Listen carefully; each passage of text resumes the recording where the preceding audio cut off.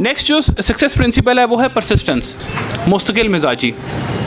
अब आप मुस्तकिल मिजाजी को सब इस चीज़ से वाकिफ़ हैं, लेकिन जब तक हम इस कॉन्टीन्यूटी के प्रोसेस को हम अपनी लाइफ में अमली तौर पर नहीं लेकर आते, हम किसी एक काम को करते हैं और उसको परसिस्टेंस होकर नहीं करते, तब तक उस मकसद में कामयाबी दरकिनार रहती है। हम ये फ़ैसला करते हैं कि हमने अपना वेट रिड्यूस करना है, उसके लिए हम ये फ़ैसला करते हैं और बर्निंग डिज़ायर है हमारे अंदर, लेकिन हम ये फ़ैसला करते हैं कि मैं कल से जो है जी मॉर्निंग वॉक पर जाऊँगा, एक्सरसाइज करूँगा, लेकिन उस वॉक को करने के 1-2 दिन बाद हम बोरियत महसूस करते हैं और परसिस्टेंट नहीं रहते। क्योंकि ज़ाहिरी बात है, जब हम किसी काम को करने के लिए निकलेंगे तो उसमें बोरियत का फैक्टर भी आएगा, उसमें नाकामी का फैक्टर भी आएगा, उसमें मौसम का फैक्टर भी आएगा, उसमें कंफर्ट जोन से निकलने का फैक्टर भी आएगा, उसमें इस बात का फैक्टर भी आएगा कि हमारे पास और भी जिम्मेदारियाँ और अपने बाकी वक्त को भी मैनेज करना है उनके हसूल के लिए।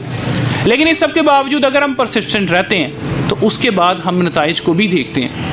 इसी तरह अगर हम एग्जांपल लें थॉमस एडिसन की, तो 9,999 नाकाम तजर्बे करना भी एक परसिस्टेंस की ज़बरदस्त मिसाल है कि उसने इस बात का अमली मुजाहरा किया कि मैं नाकाम नहीं हूँ। और ये किताब जो थिंक एंड ग्रो रिच है प्लस ये थॉमस एडिसन का वाक़या, दोनों ही हमें परसिस्टेंस की मिसाल दे रहे हैं।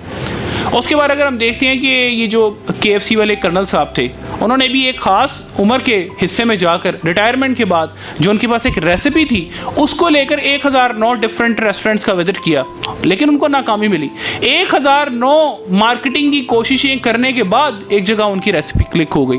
अब इससे हमें दो चीज़ें हमें सीखने को मिलती हैं। एक तो उनकी डिटर्मिनेशन एंड परसिस्टेंस कि उन्होंने हार नहीं मानी, और दूसरी ये कि लोग सोचते हैं कि यार मैं इस उम्र के हिस्से में आ गया हूँ, अब मैं कुछ नहीं कर सकता।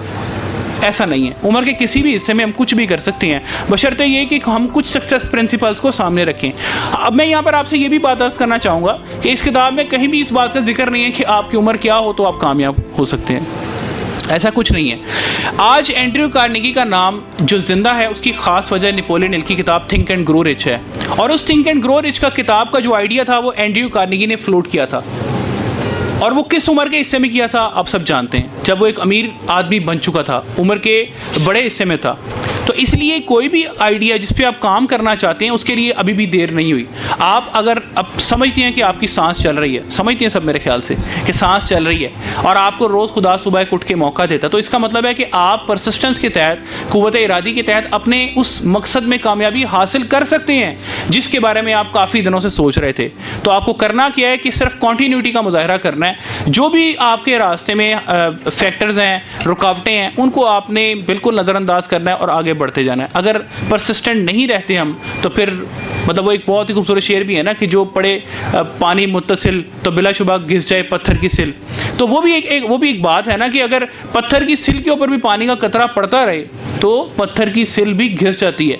तो ये उस पानी के छोटे छोटे कतरे की परसिस्टेंसी है जो हमें ये सबक देती है कि परसिस्टेंट रहने से बिलाखिर नताइज निकलते हैं। बेशुमार मिसालें हैं मेरे माइंड में इसके हवाले से, बेशुमार वाक़यात हैं, लेकिन मेरे ख्याल से यहाँ पर ये कहना काफ़ी रहेगा कि ये जो एक 100 साल से ज़्यादा अरसा हो गया है, 100 साल से ज़्यादा अरसा हो गया इस आइडिया को आए हुए कि सक्सेस की एक फ़िलासफ़ी जो है उस पर काम होना चाहिए। ये उस शख्स की जिसने इस पर रिसर्च की उसकी परसिस्टेंट का नतीजा है कि आज भी इस मौजू पर बात होती है और लोग इस पर किताबें लिखते हैं और नेपोलियन हिल को एक अथॉरिटी के तौर पे कंसिडर करते हैं।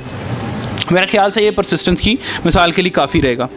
और इसके साथ ये भी बात ज़रूर माइंड में रखें, जो एक बहुत ही मेरा फेवरेट कोट है मेरी लाइफ का, सबसे जो मुझे ज़िंदगी के शुरू के वक्तों में मिला कि क्विटर्स कैन नेवर विन।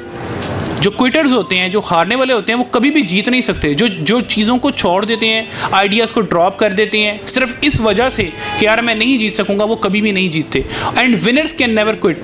मैं एक छोटी सी मिसाल आपके सामने शेयर करूंगा। मेरा एक बिज़नेस प्रोजेक्ट है, उसके लिए 1 साल का डिले मुझे सिर्फ इसलिए करना पड़ा क्योंकि जिस बंदे से मैंने उस आइडिया के बारे में डिस्कस किया उसने कहा कि ये कोई इसका ख़ास स्कोप नहीं है, लोगों का कोई ख़ास रुझान नहीं है इस आइडिया की तरफ। लेकिन जब 1 साल बाद इस बात पर यकीन करके अमल करना शुरू किया कि ये कामयाब हो सकता है, तो वो अल्हम्दुलिल्लाह बहुत ही कामयाब आइडिया रहा। और आज बहुत सारे